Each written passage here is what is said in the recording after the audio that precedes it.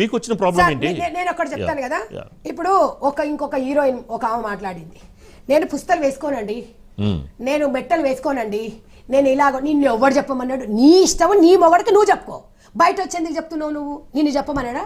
ఈ భారతదేశంలో తాలికి మాంగళ్యం తంతినామే మమ జీవన హేతునామా అంటే నీ భర్త నా కళ్యాణి అంటే నాకు హృదయం భావ ప్రకటన స్వేచ్ఛ ఉందండి, ఆవిడ చెప్పుకుంటారు, మీకు వచ్చిన ఇబ్బంది ఏంటి? ఆమెకు స్వేచ్ఛ ఉంది, నాకు స్వేచ్ఛ ఉంది సార్, నా స్వేచ్ఛను కూడా 10 మందితో కలిసి పంచుకుంటా నేను, నన్ను ఎందుకు మీరు నోరు నొక్కుతున్నారు? ఆవిడ మీ పర్సనల్ ఎందుకు టార్గెట్ చేశారనేది ఆవిడ మీ కేసు పెట్టడం జరిగింది. ఆవిడ గురించి చెప్తున్నా, నువ్వు కాళ్ళకు మెట్టెలు అంటే కాళ్ళకు మెట్టెలు పెట్టుకోకుండా ఏం పెట్టుకుంటావు? నీకు ఇష్టం లేదు అంటే పుస్తకాలు కట్టింది కబోర్డ్ లో పెట్టుకోనికే, బ్యాగ్ లో పెట్టుకోనికేనా?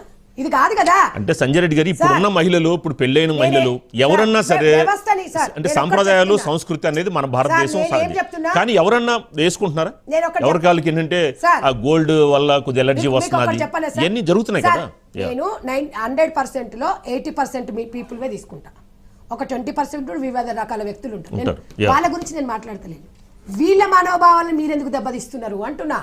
మీ 20% మీరు వేసుకోండి, వేసుకోకపోండి, మీ కుటుంబానికి ఇది తీసుకొచ్చేసి బయట మాట్లాడొద్దు. నిన్న ఎవడన్నా వచ్చి ఎందుకు వేసుకోలే పుస్తకాలు తాడన్నప్పుడు చెప్పు. నువ్వు ఎవరేం అనక ముందుకు ఎందుకు చెప్తున్నావు అంటున్నా. పొద్దున్న లేస్తే ఇవాళ వరలక్ష్మి వ్రతాలు ఎందుకు, నవరాత్రి పూజలు ఎందుకు, ఇవన్నీ పూజలు ఎందుకు, శుక్రవారాలు ఒక పొద్దులు ఎందుకు, పొద్దున్న లేస్తే తులసమ్మ పూజలు ఎందుకు చేసుకుంటారు, భర్తలు మంచిగా ఉండాలని కోరుకుంటారు. అలాంటి వాళ్ళకి నువ్వేం మెసేజ్ ఇస్తున్నావు? నువ్వెవరు చెప్పడానికి? నిన్ను ఎవరైనా అడిగారా? నిన్ను అడిగారా?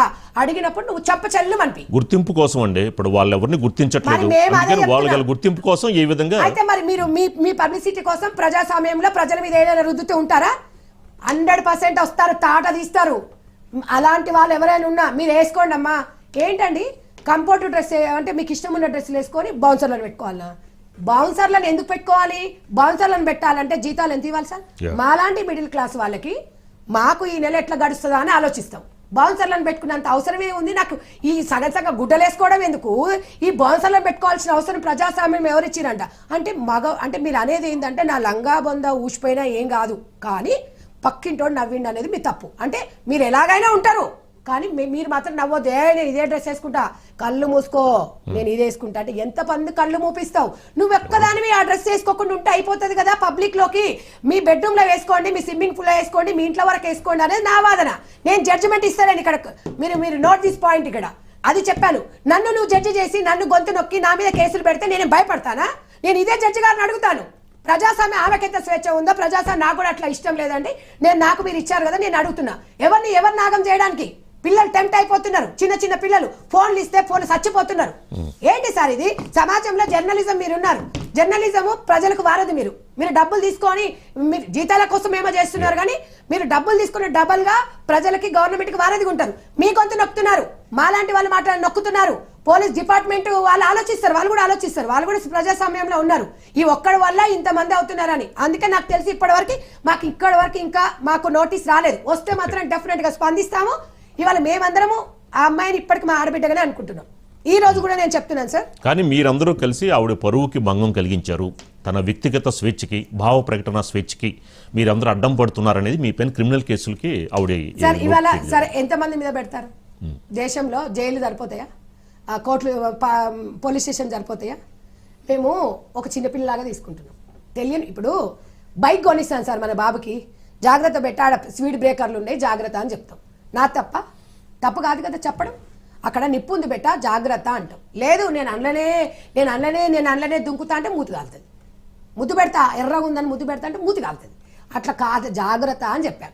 అంతే తప్ప మేము మీ మీద మాకెందుకమ్మా, నువ్వు ఏం వేసుకుంటా మాకెందుకు? ఎందుకంటే భారతదేశానికి ఒక సాంప్రదాయం ఉంది. ఆ కట్టు నువ్వు ఎన్ని తరాలు మారు, మన సాంప్రదాయాల్ని మంటం కలపొద్దు. మీకు ఇష్టమైనట్టు ఉండండి, కానీ బయట వచ్చి మీరు వచ్చి నేను ఇట్లున్నాను కాదు. ఇంకా మొన్న వచ్చి కొంతమంది చెప్తారు మనం ఎక్కడున్నామండి 26 ఎక్కడున్నా కట్టుబాట్లకే ఉండాలి అంతే. నువ్వు వేసుకో, నేను ఎవరు వద్దాను లేదు. మీరు ఆ కామెంట్లు చదువుకోరు కింద. ప్రజల తీర్పు అనేది, ఓటింగ్ అనేది నీకు చెప్తాడా సార్? ఎవరికి ఓటు వేసిందని చెప్పడు కదా రాజ్యాంగం. ఓటు వేయడం నీ హక్కు, ఎవరికి వేసింది అనేది చెప్పకూడదు. అది ఇప్పుడు ప్రజాస్వామ్యంలో అందరూ బయటికి రారు. సంధ్యారెడ్డి మాట్లాడడానికి సంధ్యారెడ్డి ఎమ్మెల్యేని చేయనీకనో మంత్రిని చేయనీకనో ఎన్నుకోవట్లేదు. ఒక సమస్య మాట్లాడినప్పుడు ఈ అమ్మాయి మా కుటుంబ సభ్యురాలు, సంధ్యక్కకు మా ఓటు, సంధ్యక్కకు మేము సపోర్టు అంటున్నారు అంటే ప్రజాస్వామ్యంలో ప్రజల గొంతునై నేను వచ్చి మాట్లాడినా. అందరూ వచ్చి మీ ఛానల్లో రమ్మంటే రారు, భయపడతారు. ఇప్పుడు కేసులు పెట్టినమనేది ఎంబడి రమ్మంటే రారు అందరూ. ఎందుకు వస్తారు సార్? ప్రజాస్వామ్యంలో ఓటేసినప్పుడు కూడా నేను ఇగో ఈ పార్టీకి వేసిన అని చెప్తాడు ఎవడన్నా? చెప్తారా చెప్పండి కదా. ఇది కూడా అంతే. నన్ను నోరు నొక్కితే ఇంకా వస్తమంది ఉన్నారు సార్. ఇవాళ ఎంతమంది నువ్వు నొక్కుతావు? ఇప్పుడు మీడియా మాట్లాడిన దానికి కూడా మీడియా పైన కూడా కేసులు వేయడం జరిగింది. మీకు ఇందాకే చెప్పాను, మీడియాని జర్నలిజం అనేది ఇవాళ జర్నలిజం లేకపోతే ఇవాళ మహాన్యూస్ లో నేను కూర్చునేదాన్ని కాదు. భగవంతుడు నాకు ఇచ్చిన వరం ఇది. ఈ వరాన్ని కూడా నువ్వు, ఈ వరం అనేది అమ్మతనం. అమ్మతనం అంటే ఏంది? ఒక వరం. ఇవాళ నేను ఒక విషయం చెప్తాను సార్, చీర గురించి నేను చెప్పాను కానీ చీరకున్న కంఫర్ట్ ఏంటంటే ఒక బిడ్డ తల్లికి పాలు ఇవ్వాలంటే ఒక రక్షణగా ఇట్లా కప్పుకుంటది. ఇది ఒక రక్షణ కవచం ఇది.